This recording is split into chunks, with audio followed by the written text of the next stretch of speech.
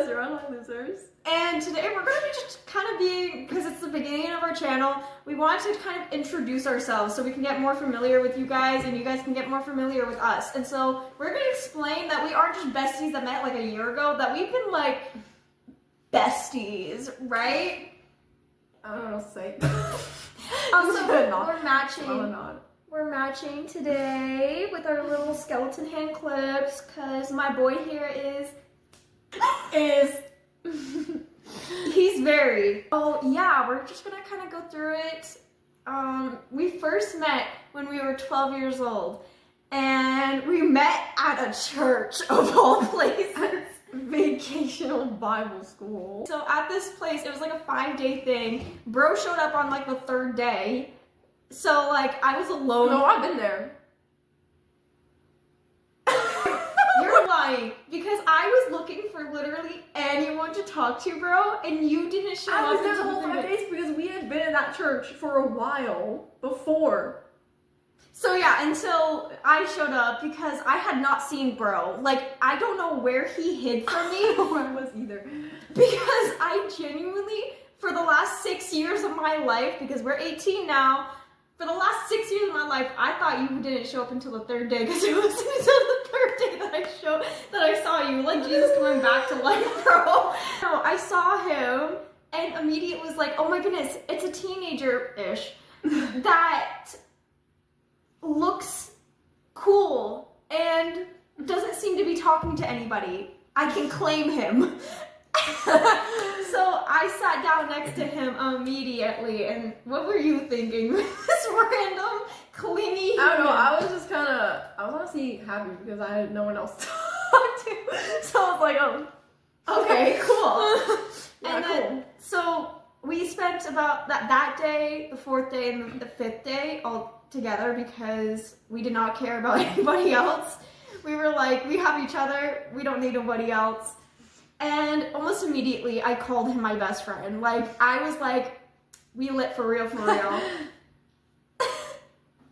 Yeah, and then we became pen pals because we were like, this friendship ain't ending here. And so we became pen pals because none of us, neither of us, had a phone at the time. And like, I remember every day, because we were pen pals for about 3 years, every day, up until I was allowed to go check the mail myself, I'd be like, dude, You were allowed to check the mail. There was a few times I could. But for literally those years, up until I could, I would be asking, did they write? Please, please, please, please. And then whenever you wrote, I remember I would be literally jumping down like a kid in a candy store, being like, can I open it? Yeah. And then As soon as I ever got a letter from you, I would like snatch it and run to my room. yeah, and so I would open it. I still have my letters. This hoe doesn't have my letters. I don't know. I never thought about the long run and never thought ahead. So I was like, I don't know. I don't need these anymore. So Yeah, no, I'm a hoarder. So it wasn't me even thinking about the long run. It was just in my brain, they were so precious to me. But at that time, a rock was precious to me. So, like, I saw these things and I wanted to read them, and I would read them anytime I was sad. Anytime I was sad, I'd be like, let me go read his letters. Yeah, no, and he's always been like, if you guys can't tell from our videos from already, if you watch the past 2 ones and our skits and short videos, he does not talk a lot and he's very shy, and so I was always kind of like the guard dog friend, and I think that's another reason why you appreciated me, because I would do things. I wouldn't just like sit there. yeah. And so when I was about 14, 13 years old, I got Messenger Kids. That was my form of communication. And I saw that he was an option. And so I immediately was like, let me message him. And so they let me. I didn't get a response until a year later. And I want you to explain that. Yeah, for a reason. They literally never told me that it was on there. Or that we even had Messenger Kids at all. Yeah. Just never told him. Literally never told me that we had it. And then I found it one day and I was like, what the fuck? Yeah. And so I vividly remember the first day that I got a message from you. I wasn't on, and I didn't really go on because nobody messaged me. The whole year. Yeah, and so I have my bio dad. He like is like, by the way, did you know messaged you? I remember I screamed the biggest scream I've ever screamed in my life, bro. And so I ran. I was like, please open it up. Please open it up. Please open it up. And they finally opened up the tablet for me, and I immediately spammed back a bunch of responses because I was like, oh my goodness, you're online. If I didn't respond, you used to spam the alphabet. Yeah, I used to spam the alphabet. B, C, D. And I would finish the alphabet and be like, well, you're still not replying, so... Some like filters, some like the drawing thing. Yeah, like I would send a bunch of things. I'm an annoying person. I'm shocked bro has handled me for 6+ years. And so after like 3 years of just being pen pals and a year of silence because I was moving around like every day basically, we finally got to talking on Messenger Kids, and we messaged every day. Every single day. It was so unbelievably awesome. It made me so happy. And we would sometimes just go on calls and just sit in silence. And I remember one time someone came in and they were like, hey, can you do this? And I was like, oh, well, I'm talking right now. But you aren't. You're just sitting there in silence. Yeah, but I remember one thing that I said was like, it's so amazing being able for you to reply instantly instead of waiting a whole like a week or so. Yeah, because letters took forever, and then it would take forever to actually send it.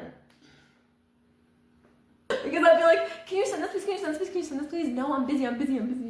Yeah, no, and then for me, it was like, I wasn't allowed outside, so it would take me freaking a month to send you stuff back because I would send it off with Darcy, bio dad.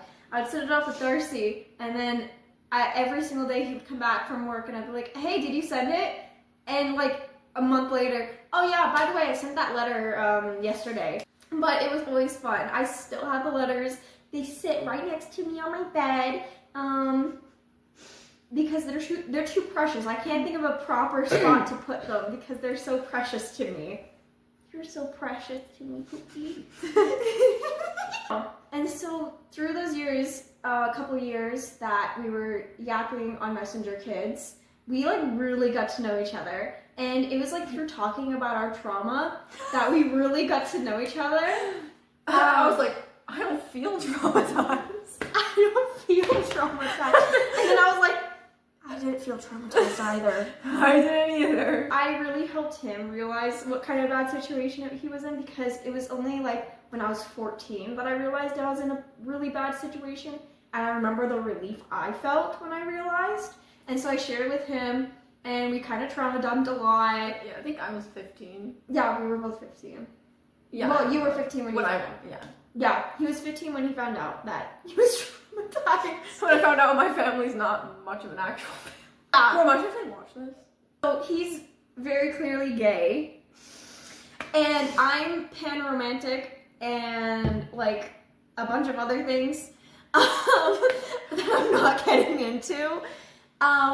But I remember one of the ways I was testing the water to see if he was okay with all this, because he didn't realize he was gay yet. I brought up Miraculous Tales of Ladybug and Cat Noir. So I brought it up. I was like, you know, what do you think of Julika and Rose? What do you think of Mark and Nathaniel? And so through that, then I came up with the most genius idea in my life. I consider that my most genius idea. I decided, I don't know if any of y'all know, but we got Dragon City, and we decided I technically made it. I made an alliance on there, a private one, where he joined it, and then I privated it so no one else could join. And if you know, you can trade like gems and stuff.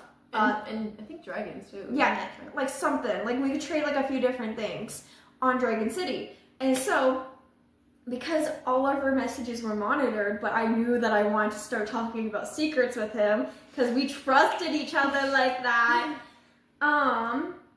I would send him on Messenger Kids, hey, let's go do a trade. Yeah, or want to trade. Want to trade? And then we would just go on, and yeah, and that's how he like came out as gay. And that's where I was like, I'm a furry. A couple months later, bro indoctrinated me into the furry community. I still remember though, the way that we very first became like best friends. It was that really deep conversation. Bro just randomly sent the, hey, what color am I? And then sent and then sent the list of like, this color means this color means this color means this. And I said that he was yellow, which just means like kind, soft-hearted, and like trustworthy friend. And he sent me that I was purple. I forget which one that meant. That was also like definitely had trustworthy and like I don't remember what else. I just remember saying trustworthy.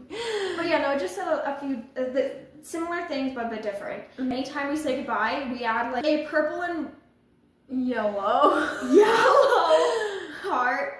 A little kissy face, cause and sparkles, which I actually added to my tattoo. He designed this for me, and I was like, well, I want something a part of our friendship for my first tattoo, and so he added sparkles because it's the sparkle emoji, like the gay little sparkle emoji. Oh, and mascot.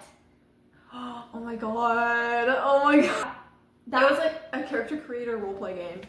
Or app, I don't know. Like, it was kind of a mix. Not really game, I don't know. Yeah, and you could create, like, different creatures on it. Every single one of my characters was a furry. I only remember one of them, and I, like, named her Bumble, and because she was, like, yellow. Yeah, I had, like, a bunch, and I didn't actually ever use them. I tried, like, one roleplay. Yeah, same. I literally did one, and it didn't end up working because they were, like, 8 hours. 8 hours time difference. Mine just didn't work because I felt weird. I was like, I feel like this person's gonna groom me. We also use that just as like a backup, just in case. And that's how I was educated by Alyx of like all the different pride flags. Yeah, you could choose. There was so much variety on that. It's kind of crazy because like you just don't find on anything else. Yeah, and so because we both grew up in highly religious homes that were like the abusive kind of religion. And so we didn't know anything, but I learned about it like a couple years before him.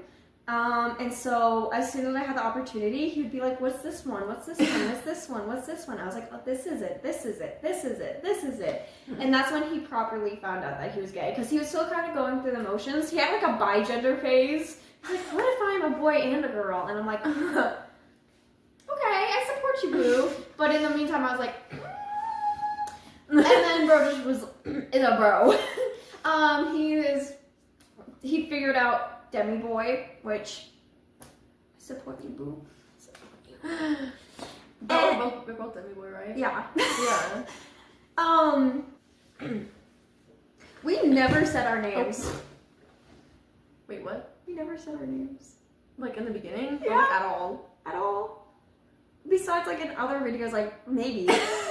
If you want to find out our names, you have to check out another video. Okay, let's put it here and then I'll like edit it to the beginning. Okay.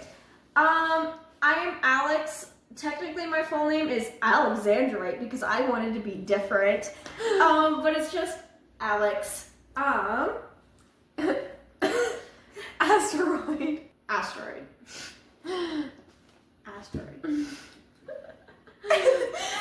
Anyways, back onto the other topics.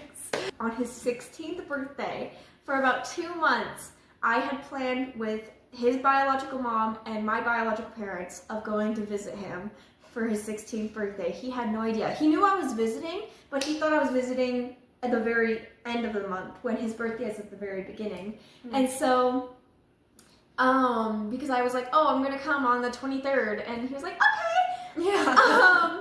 And so one day I just knocked on the door and he's like, literally with his little dino arms, my autistic arm. because we have a video. No, you will not be seeing it. of him opening the door and us just immediately hugging. And that first night, I like did bro's makeup to make him extra.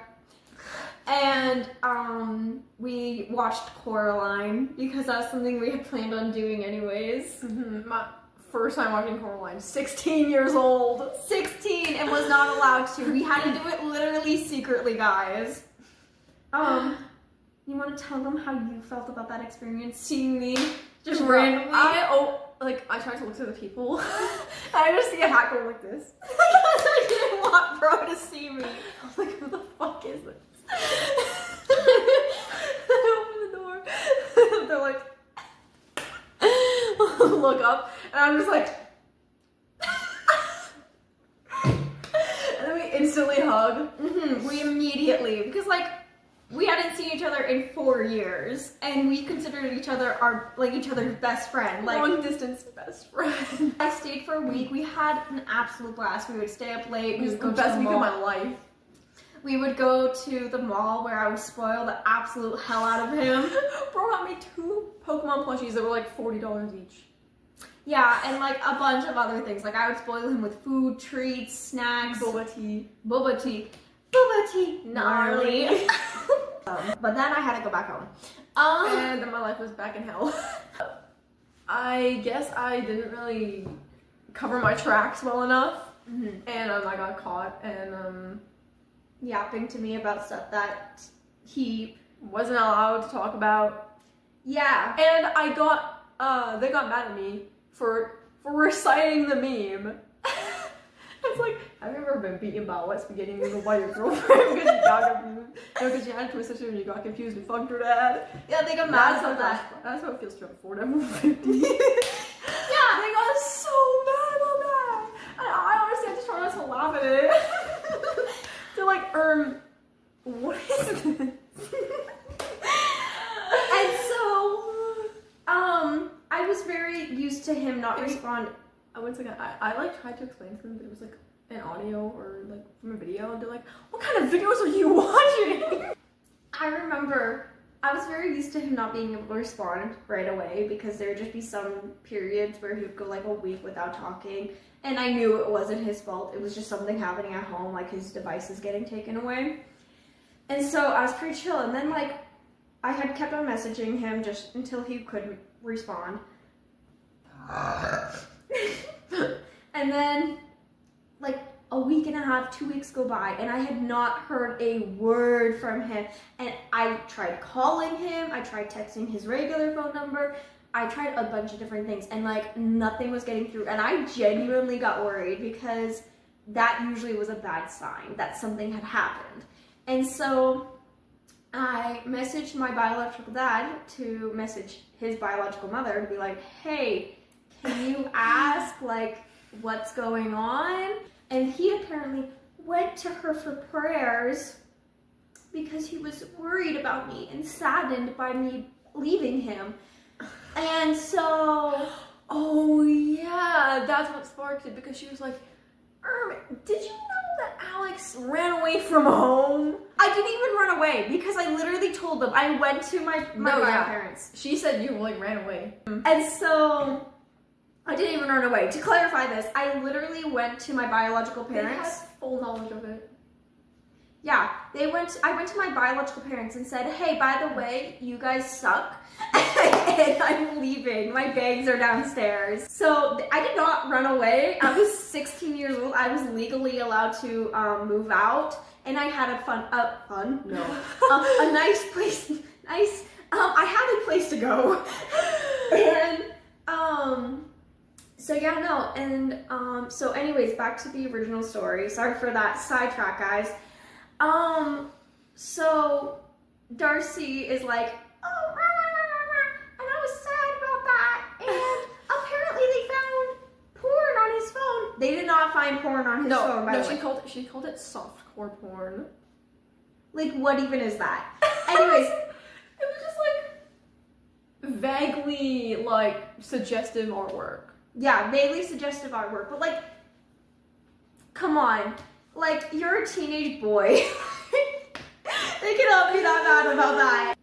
I did not get to talk to him for about a month and a half, and I had figured this out through his mom, as I had messaged her finally, and she was like, I don't want him talking to you until I think bad he's influence. I want you guys to really understand. We are like quite literally platonic soulmates. We figured this out years ago. We decided on it. Like, we are each other's absolute world. Like, we constantly tell each other that there is nobody beating our place. That, like, nobody. one. I also want you guys to understand, because, like, that kind of seemed like a spoiled, like, tablet kid mentality of, like, can I have it back, please? No, it was not just, like, a sake of being able to have it back just to, like, go on games or watch videos. It was... Yeah, it was, like, also, like, literally my only escape from like... Yeah, everything. like, it was genuinely, like, a survival move, almost, to be able to stay sane and survive mentally in his household. Like, everything I loved was on that. Everything. Because, like, we did not grow up in good households. Like, it's heavily going to push that into your guys' brains. We had bad households growing up. And so, once again, we were each other's only outlet to, like, the outside world, and to actual, like, love. And so, for the next year, me and him plotted his escape. I was thinking almost every single day. We yapped every single night, mentioning things to do and figuring out his escape, because he was like 16 years old. I moved out. I was able to get us an apartment and get a job for myself, because there was not jobs available for him. Until eventually, he turned 18 years old, I turned 18 years old, and I got a job almost immediately that I still have now. And about 2 months ago, we finally moved in, which was like a dream come true. And my heart was like pounding the whole time. I was so scared. Yeah, and we did explain. This was without any knowledge. Middle of the night. It was like 2 a.m. Nobody knew that he was leaving. Nobody knew except for my sister. Except for like me and his sister and like people from my life. Like, it was a complete like shocker. And so I come in, bro sneaks me in after we hug and pay the taxi driver, and we immediately get to packing. Immediately. They gave me an energy drink, which I was like, Monster Energy. Again, my heart would not stop. Just like... We were so excited. And so it was his first time on a plane. Yep. I did not, honestly, I'm gonna be honest, I didn't expect it to be that small. We got here at like 9 a.m. and we moved in, and this is our apartment that we're in now, and it took us 2 months to start making videos, but this is another dream come true, is to make a channel together.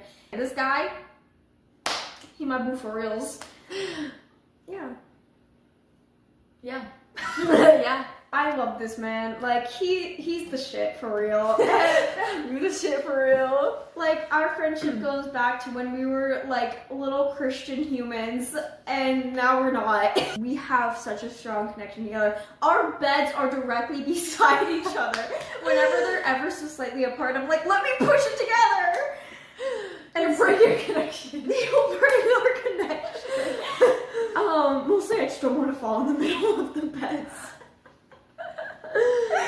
And so, anyways, yeah, that's our video. That's the story of us. Don't let those haters get to you. Does my hair look like this the entire time? Like what? I don't know, like a rat's nest in the back. Look at my hair. No one's gonna see the back. Well, now they are. Anyways, once again, if you enjoyed watching, please subscribe and like the video, and we hope to see you when we make another video eventually. Yeah, thank you so much. Bye.